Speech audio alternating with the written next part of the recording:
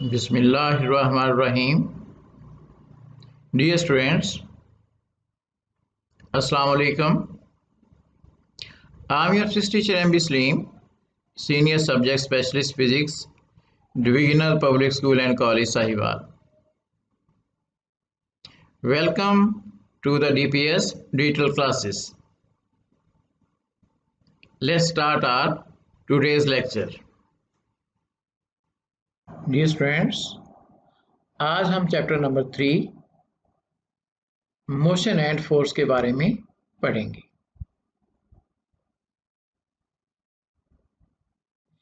इससे पहले आप प्रोजेक्टाइल मोशन के बारे में सीख चुके हैं। आज हम height of projectile, time of flight of projectile, range of projectile और एप्लीकेशन टू बैलिस्टिक मिसाइल के बारे में सीखना है। आर्टिकल को स्टार्ट करने से पहले हम इस बात को जानना चाहेंगे कि प्रोजेक्टाइल मोशन को सीखना हमारे लिए क्यों जरूरी है। अगर आप इस आदमी की मोशन को गौर से देखें तो जंप लगाते हुए ये कर्व्ड पाथ के अलॉन्ग मूव कर रहा था। इसी तरह से ये फुटबॉल भी एक कर्व्ड पाथ के अलॉन्ग मूव करता है। फाइटर प्लेन से जब बम गिराए जाते हैं तो ये बम स्ट्रेट लाइन के अलॉन्ग मूव नहीं करेंगे, बल्कि नीचे आते हुए ये कर्व्ड पाथ के अलॉन्ग मूव करेंगे।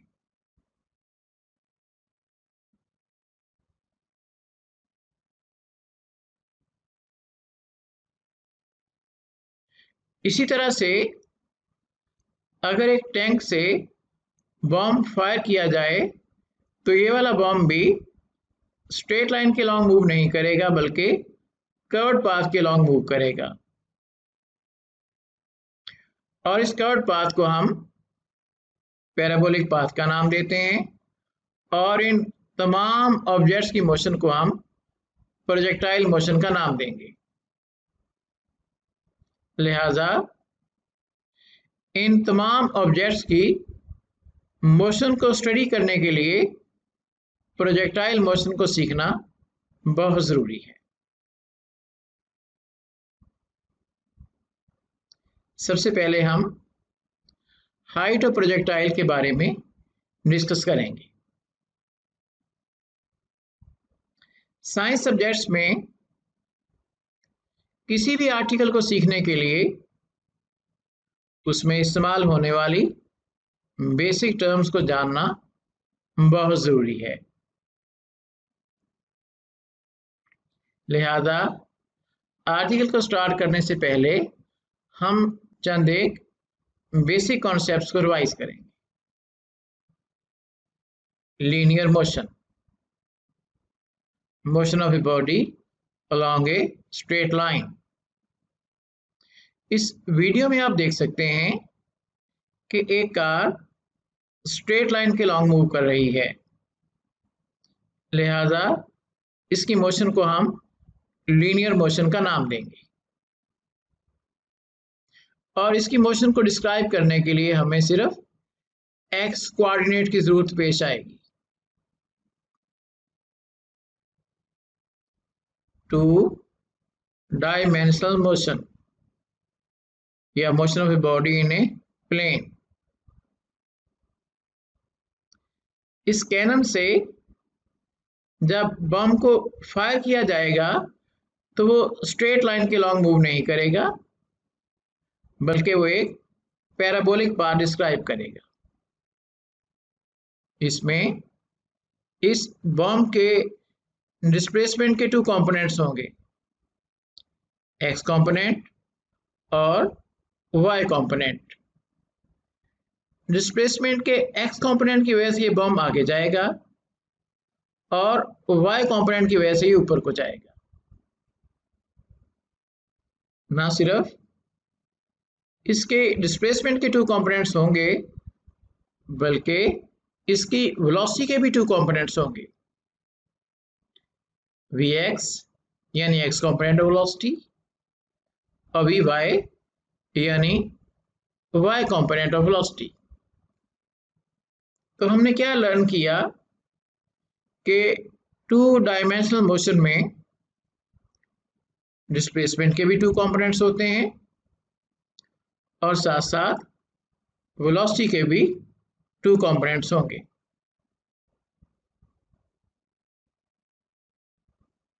अब हम वेलोसिटी के इन दोनों कंपोनेंट्स की वैल्यू को निकालना सीखेंगे। फर्स्ट करें, ये वाला रेड वेक्टर प्रोजेक्टाइल की इनिशियल वेलोसिटी को शो कर रहा है। आप देख सकते हैं कि इनिशियल वेलोसिटी ने हॉरिजॉन्टल डायरेक्शन के साथ थीटा एंगल बनाया। ये ग्रीन वेक्टर प्रोजेक्टाइल की इनिशियल वेलोसिटी के एक्स कंपोनेंट को शो करेगा, क्योंकि इसकी डायरेक्शन एक्स एक्सिस के अलॉन्ग है। और ये ब्लू वेक्टर प्रोजेक्टाइल की इनिशियल वेलोसिटी के y कंपोनेंट को शो करेगा। VIY is equal to VI sine theta. लिहाजा VIX यानी x component of velocity is equal to है VI cos थीटा और y component of velocity is equal to VI y is equal to है VI sine theta. अब इसको हम इस video की हेल्प से सीखते हैं। आप देख सकते हैं कि प्रोजेक्टाइल मोशन में वेलोसिटी के 2 कंपोनेंट्स हैं। ये हॉरिजॉन्टल वेक्टर जो है वेलोसिटी के हॉरिजॉन्टल कंपोनेंट को शो करता है और जो वर्टिकल वेक्टर है ये वेलोसिटी के वर्टिकल कंपोनेंट को शो करता है।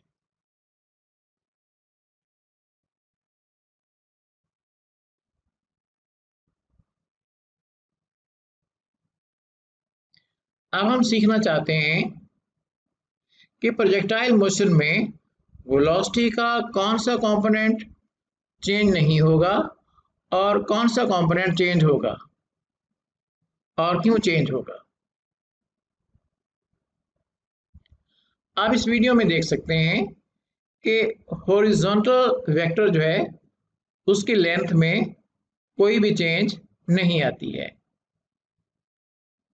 लिहाजा हम कहेंगे वेलोसिटी का हॉरिजॉन्टल कंपोनेंट जो है उसमें कोई भी चेंज नहीं आएगी, क्योंकि प्रोजेक्टाइल के ऊपर हॉरिजॉन्टल डायरेक्शन में कोई भी फोर्स नहीं लगेगी। लेकिन इसकी वेलोसिटी का वर्टिकल कंपोनेंट जो है मुसलसल चेंज होता रहता है। आप देख सकते हैं कि वर्टिकल वेक्टर जो है उसकी लेंथ में मुसलसल चेंज आ रही है, क्योंकि प्रोजेक्टाइल के ऊपर वर्टिकल डायरेक्शन में फोर्स ऑफ ग्रेविटी लगती है और ये फोर्स ऑफ ग्रेविटी इसकी वेलोसिटी के वर्टिकल कंपोनेंट को चेंज कर देगी। अगर आप Vx और Vy की न्यूमेरिकल वैल्यूज को देखें तो Vx की वैल्यू शुरू से लेकर आखिर तक 60 मीटर पर सेकेंड ही रहती है, जबकि Vy की वैल्यू मुसलसल चेंज होती रहती है। तो हमने क्या लर्न किया कि वेलोसिटी का x कंपोनेंट यूनिफॉर्म रहेगा और वेलोसिटी के y कंपोनेंट में मुसलसल चेंज आती रहेगी।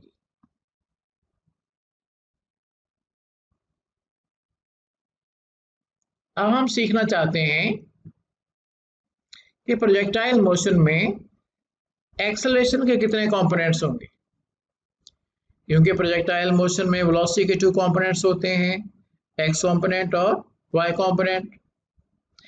x कंपोनेंट में चेंज आने की वजह से एक्सेलरेशन का एक ax कंपोनेंट प्रोड्यूस होगा और वेलोसिटी के y कंपोनेंट में चेंज आने की वजह से एक्सेलरेशन का y कंपोनेंट प्रोड्यूस होगा।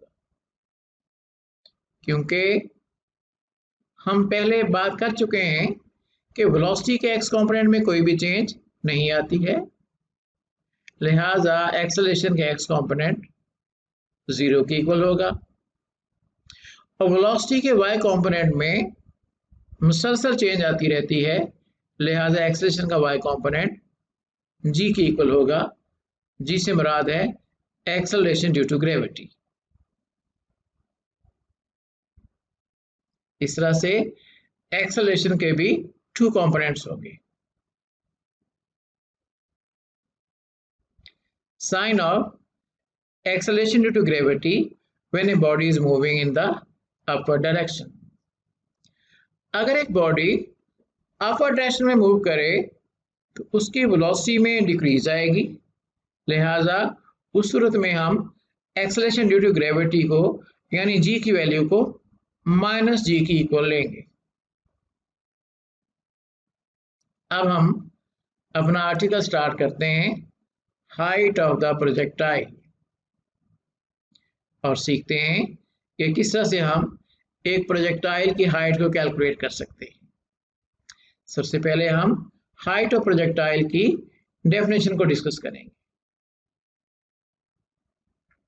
The maximum vertical distance covered by the projectile is known as the height of the projectile।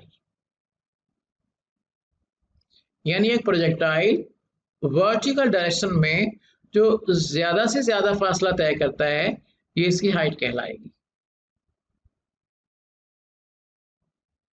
देखते हैं इस हाइट को हम कैसे कैलकुलेट कर सकते हैं। Initial vertical velocity VIY is equal to VI sin theta. At the highest point, final vertical velocity VFY is equal to 0. क्योंकि प्रोजेक्टाइल ऊपर की डायरेक्शन में मूव कर रहा है, लिहाजा यहाँ पे हम एक्सेलरेशन ड्यू टू ग्रेविटी को माइनस जी की इक्वल लेंगे। Now by using the third equation of motion, 2as is equal to vf square minus vi square। अगर आप इस इक्वेशन को वर्टिकल डायरेक्शन के ऊपर अप्लाई करें, इसको हम इस तरह से लिख सकते हैं 2gh is equal to vfy square minus viy square।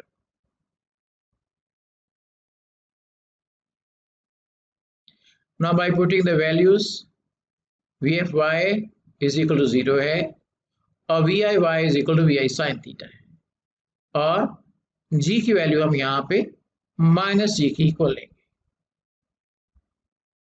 2 minus g into h is equal to 0 square minus vi sin square।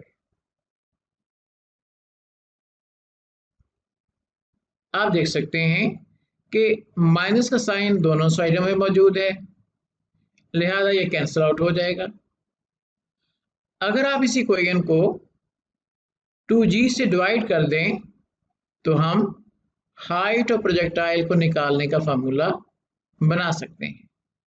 लिहाजा height of projectile h is equal to vi square sine square theta divide by 2g। Dear students, तो हमने height of projectile को निकालने का formula सीख लिया।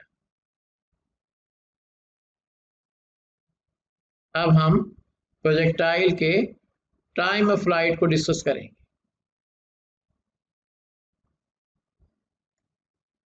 Total time for which the projectile remains in the air is known as the time of flight। यानी वो वाला टाइम जिसमें प्रोजेक्टाइल हवा में रहेगा, ये वाला टाइम इसका टाइम ऑफ फ्लाइट कहलाएगा। अब हम इस टाइम ऑफ फ्लाइट को कैलकुलेट करने का फार्मूला सीखेंगे।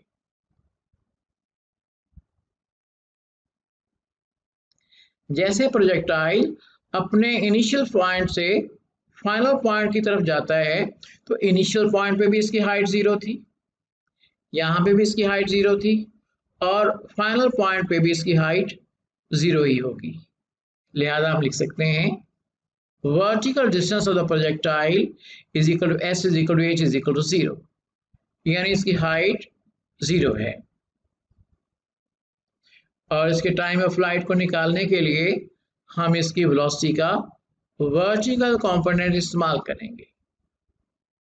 Now by using the second equation of motion, we can write s is equal to vit plus 1 by 2 at square। अगर आप इस इक्वेशन को वर्टिकल डायरेक्शन के ऊपर अप्लाई करें तो आप s की जगह पे h लिखेंगे, h stands for the height of the projectile, vi की जगह पे vi y लिखेंगे और 1 by 2 minus gt square। Now by putting the values of height h and VIY, we can write height h is equal to 0, VIY is equal to VI sin theta into time t minus 1 by 2 gt square। आप देख सकते हैं कि इस equation में दोनों terms में time t मौजूद है, लिहाजा इस इक्वेशन से आप टाइम t को कॉमन ले सकते हैं। 0 is equal to vi sin theta minus 1 by 2 gt into t, हमने टाइम t को कॉमन ले लिया। जैसा कि आप देख सकते हैं कि इन दोनों टर्म्स का प्रोडक्ट जो है वो 0 के इक्वल है, तो इसका मतलब ये हुआ या तो टाइम t 0 है या vi sin theta minus 1 by 2 gt जो है वो 0 के इक्वल है। लेकिन टाइम t जो है वो 0 के इक्वल नहीं हो सकता, क्योंकि प्रोजेक्टाइल को इनिशियल पॉइंट से फाइनल पॉइंट तक जाने में कुछ ना कुछ टाइम तो लगेगा, इसलिए हम टाइम t को 0 के इक्वल नहीं लेंगे और इस फर्स्ट वाली टर्म को हम 0 के इक्वल लिखेंगे। अगर आप इस इक्वेशन को सॉल्व करें तो आप लिख सकते हैं vi sin theta is equal to 1 by 2 gt is equal to 0। 1 by 2 gt is equal to आएगा vi sin theta। Now multiplying this equation by 2 on both the sides, 2 into 1 by 2 gt, 2 into vi sin theta, ये ऊपर वाला 2 और नीचे वाला 2 एक दूसरे के साथ कैंसिल आउट हो जाएंगे और gt is equal to आएगा 2 vi sin theta। अब अगर आप इस इक्वेशन को दोनों साइडों पे g के साथ डिवाइड करें तो हम टाइम t की वैल्यू निकाल सकते हैं। Time t is equal to है 2vi sin theta over g। तो हमने टाइम ऑफ फ्लाइट को निकालने का फार्मूला सीख लिया। अब हम रेंज ऑफ प्रोजेक्टाइल को डिस्कस करेंगे।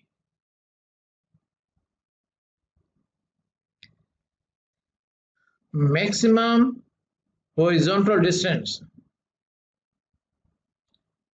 which a projectile covers is known as the range of projectile, or maximum distance covered by the projectile in the horizontal direction is known as the range of projectile।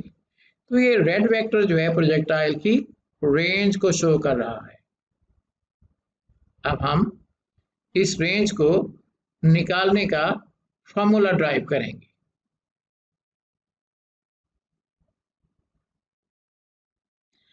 Time of flight को निकालने का formula हम पहले सीख चुके हैं, t is equal to है 2vi sin theta over g।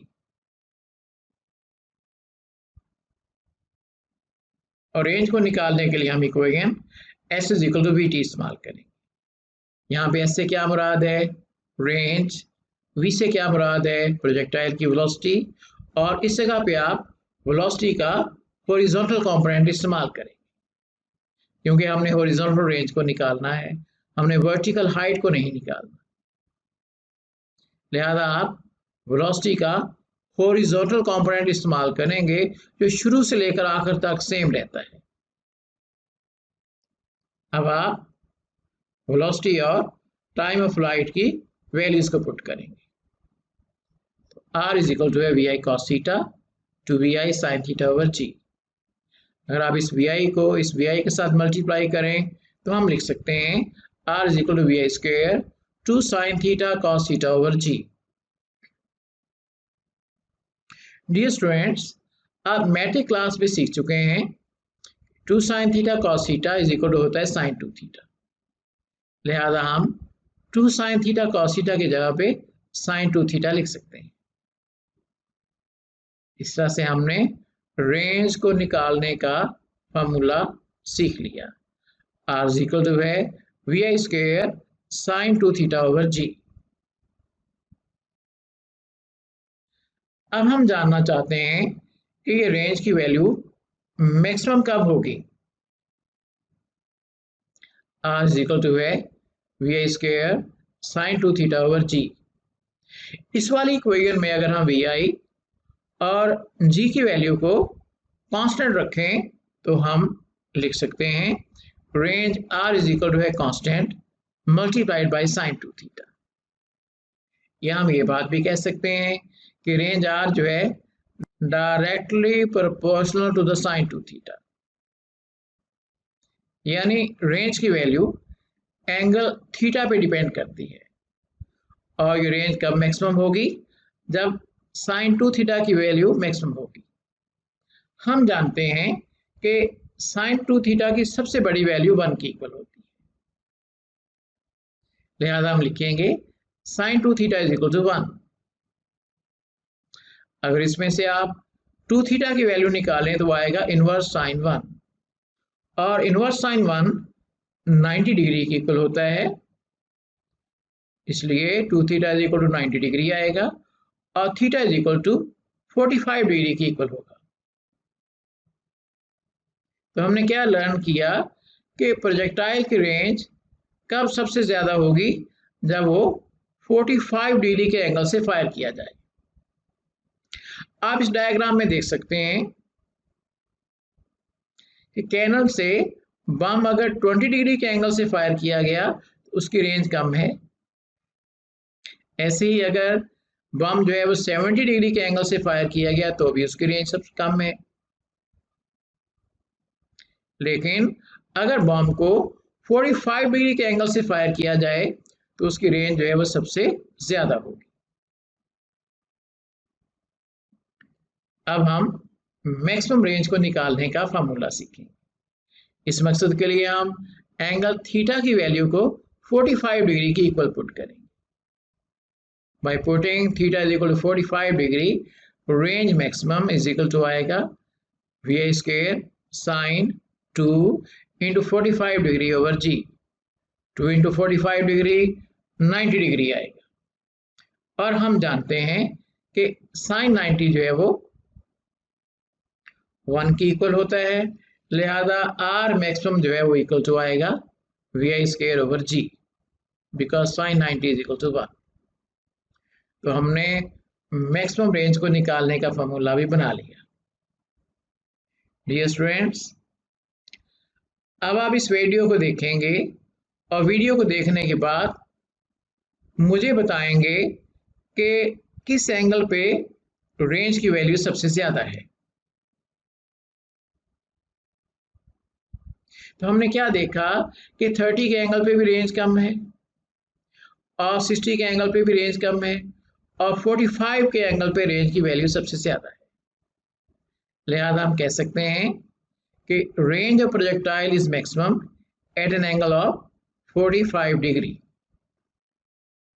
अब हम प्रोजेक्टाइल मोशन को बैलिस्टिक मिसाइल के ऊपर अप्लाई करेंगे और इसके बारे में सीखेंगे। Force of gravity, the force with which earth attracts a body towards its center is known as force of gravity। इसको हम ग्रेविटेशनल फोर्स का नाम भी देते हैं। इस ग्रेविटी की वजह से ही एप्पल ऊपर से नीचे आते हैं और जमीन के इर्द गिर्द तमाम के तमाम लोग जमीन के साथ अटैच रहते हैं और वो इस तरह से नीचे नहीं गिरते।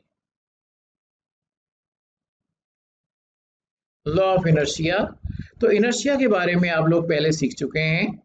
Inertia is a property of a body due to which body resist any change in its state of rest और यूनिफॉर्म मोशन।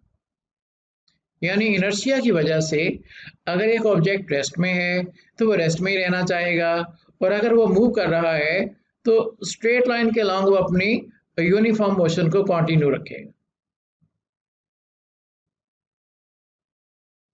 आपने क्या देखा, ये कॉइन रेस्ट में है तो ये रेस्ट में ही रहा और ग्लास में गिर गया।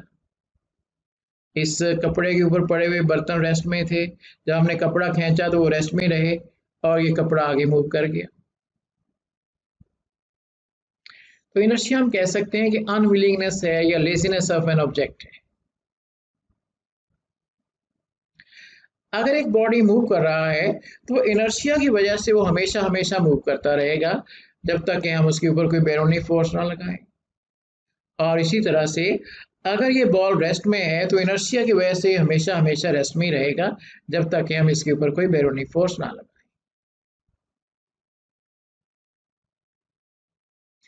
ये नीचे वाली कर्व जो है, इस वाले पाथ को हम एलिप्टिकल पाथ का नाम देंगे। ऊपर वाली कर्व जो है, इस वाले पाथ को हम पैराबोलिक पाथ का नाम देते हैं। जो सबसे ऊपर वाली लाइन है, जो कर्व है, इसको हम हाइपरबोलिक पाथ का नाम देंगे। Application to ballistic missile. सबसे पहले हम बैलिस्टिक मिसाइल की डेफिनेशन को डिस्कस करेंगे। An unpowered and unguided missile is called the ballistic missile. यानी ऐसा मिसाइल जिसमें कोई पावर सोर्स नहीं होता, इसके अंदर कोई इंजन वगैरह नहीं होता, और जब इसको हम एक दफा फायर कर दें तो ये खुद ही आगे मूव करता है। इनर्शिया और फोर्स ऑफ ग्रेविटी के अंडर ये मूव करते हुए आगे जाएगा। तो ऐसे मिसाइल को हम बैलिस्टिक मिसाइल का नाम देते हैं। इसको फायर करने के बाद आप रिमोट कंट्रोल से इसकी मूवमेंट को कंट्रोल नहीं कर सकते।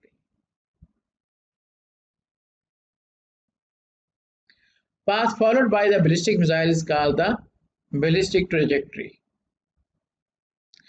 जिस पाथ के अलॉन्ग ये बैलिस्टिक मिसाइल मूव करेगा, इसको हम बैलिस्टिक ट्रेजेक्ट्री का नाम देते हैं। इस वाले आर्टिकल में अमूमन जो है शॉर्ट क्वेश्चन बनते हैं, या कभी कभार कोई एक या एमसीक्यू आ जाता है। कौन से दो शॉर्ट क्वेश्चन इसमें बनते हैं? Number 1,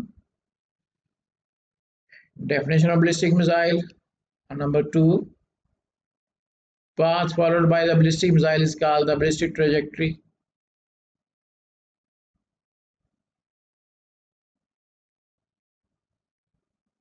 Explanation. Ballistic missile move as a result of the superposition of two independent motion. Ballistic missile की मूवमेंट दरअसल टू इंडिपेंडेंट मोशन का कॉम्बिनेशन होती है। कैसे? Due to inertia, projectile try to move along a straight line in the direction of launch. Inertia की वजह से ballistic missile जो है वो स्ट्रेट लाइन के लॉन्ग मूव करना चाहता है, लेकिन ऐसा नहीं होगा क्योंकि इसके ऊपर डाउनवर्ड डायरेक्शन में फोर्स ऑफ ग्रेविटी एक्ट करती है, और फोर्स ऑफ ग्रेविटी की वजह से ये स्ट्रेट लाइन के लॉन्ग नहीं मूव कर सकेगा, बल्कि फोर्स ऑफ ग्रेविटी इसके स्ट्रेट पाथ को कर्व्ड पाथ में चेंज कर देगी। लिहाजा ये बैलिस्टिक मिसाइल कर्व्ड पाथ के अलॉन्ग मूव करेगा।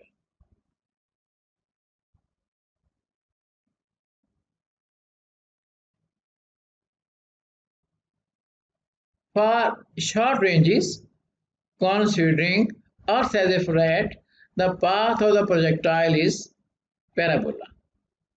शॉर्ट रेंज के लिए प्रोजेक्टाइल का पाथ जो है वो पैराबोलिक पाथ होगा, और यहाँ पे आप देख सकते हैं कि अर्थ फ्लैट है, but for the long range earth जो है वो कैसी बन जाएगी? स्फेरिकल बन जाएगी, और प्रोजेक्टाइल का पाथ जो है वो अब पैराबोलिक पाथ नहीं रहेगा, बल्कि इसका पाथ एलिप्टिकल पाथ में चेंज हो जाएगा।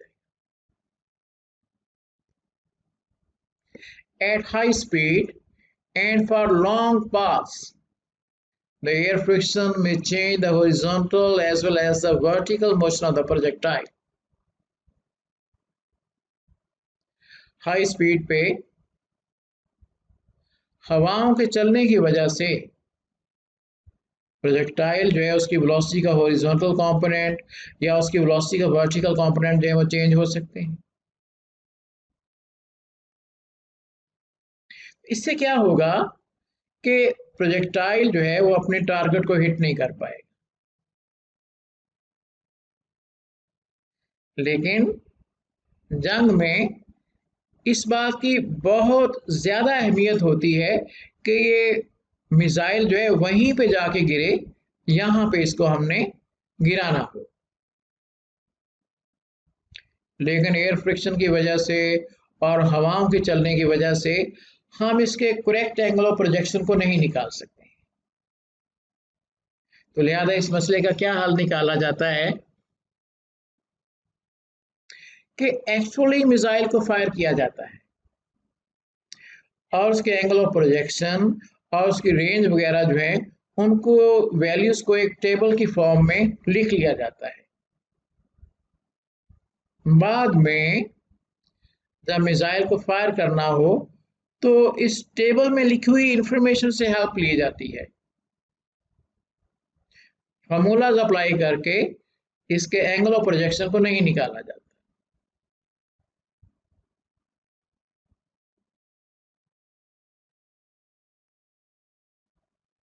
बैलिस्टिक मिसाइल क्योंकि इसमें कोई पावर सोर्स नहीं होता, लिहाजा इसकी वेलोसिटी बहुत ज़्यादा नहीं होगी, इसलिए बैलिस्टिक मिसाइल को शॉर्ट रेंज के लिए इस्तेमाल किया जाता है और लॉन्ग रेंज के लिए powered and remote control guided missile को इस्तेमाल किया जाएगा। ये रिमोट कंट्रोल मिसाइल्स को फायर करने के बाद रिमोट कंट्रोल की मदद से इनकी डायरेक्शन को चेंज किया जा सकता है।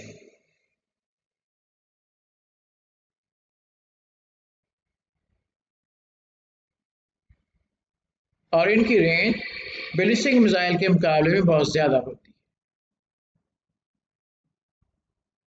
है। अब हम इस आर्टिकल के तमाम जो मेन स्टेप्स हैं उनको रिवाइज करेंगे। Maximum vertical distance covered by the projectile is called the height of projectile. Total time for which the projectile remains in the air is called the time of flight. Maximum distance which a projectile covers in the horizontal direction is called the range of projectile. An unpowered and unguided missile is called the ballistic missile.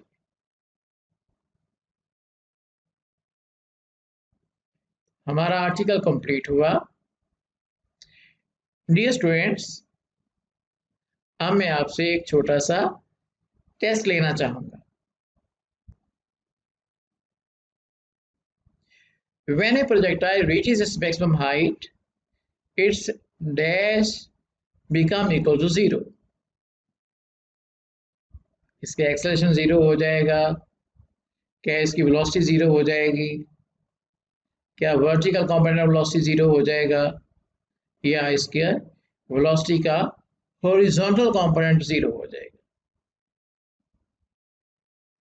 इस question का answer देने के लिए आप इस diagram से help ले सकते हैं। क्या आप बता सकते हैं कि इसमें से कौन सी ऑप्शन जो है वो करेक्ट है? डायग्राम से आप देख सकते हैं कि VFY जो है वो हाईएस्ट पॉइंट पे इसकी वैल्यू 0 हो गई। लिहाजा हम कह सकते हैं कि at the highest point the vertical component of velocity will become equal to 0. So this one is the correct option. Second question. A cricket ball is hit at an angle of 45 degrees to the horizontal with a kinetic energy equal to K. The kinetic energy at the highest point is K k/2 k sin 45 degree और 0। मे भी आप सोच रहे हो कि highest point पे इसकी kinetic energy 0 हो जाएगी, क्योंकि हाईएस्ट पॉइंट पे इसकी वेलोसिटी 0 है, लेकिन ऐसी बात नहीं है। प्रोजेक्टाइल मोशन में वेलोसिटी के 2 कंपोनेंट्स होते हैं, एक्स कंपोनेंट और वाई कंपोनेंट। हाईएस्ट पॉइंट पे इसकी वेलोसिटी का सिर्फ वाई कंपोनेंट 0 होता है और एक्स कंपोनेंट तो शुरू से लेकर आखिर तक सेम रहता है।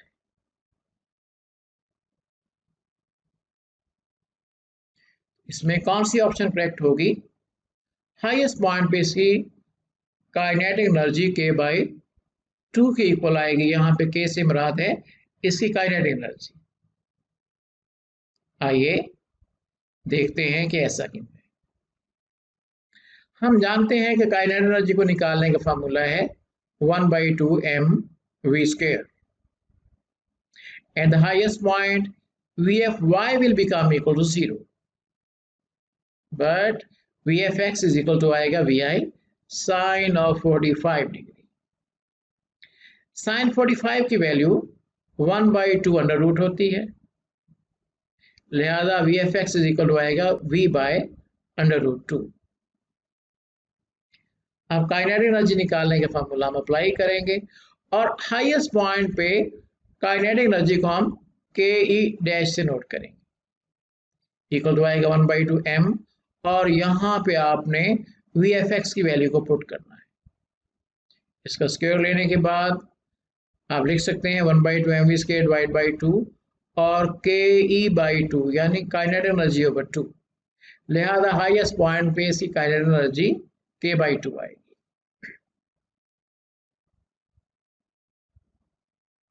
Last question. A bomber drops a bomb. When it is vertically above the target, the bomb misses the target due to the vertical component of velocity, horizontal component of velocity, air resistance, or the force of gravity. इस question का answer देने के लिए आप इस video से help ले सकते हैं।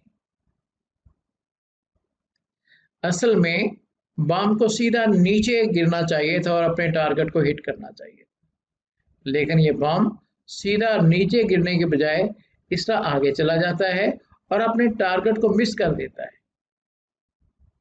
अब आप बताएं कि ऐसा क्यों होता है? Bomb will misses the target because of the horizontal component of velocity. अगर इसकी वेलोसिटी का ये हॉरिजॉन्टल कंपोनेंट ना हो तो ये हॉरिजॉन्टल के लॉन्ग आगे मूव नहीं करेगा, बल्कि सीधा वर्टिकल के लॉन्ग नीचे मूव करेगा और अपने टारगेट को हिट करेगा। Now, which one is the correct option? Bomb will miss the target because of the horizontal component of velocity.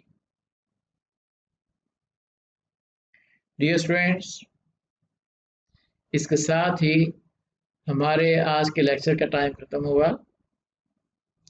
Thank you for watching.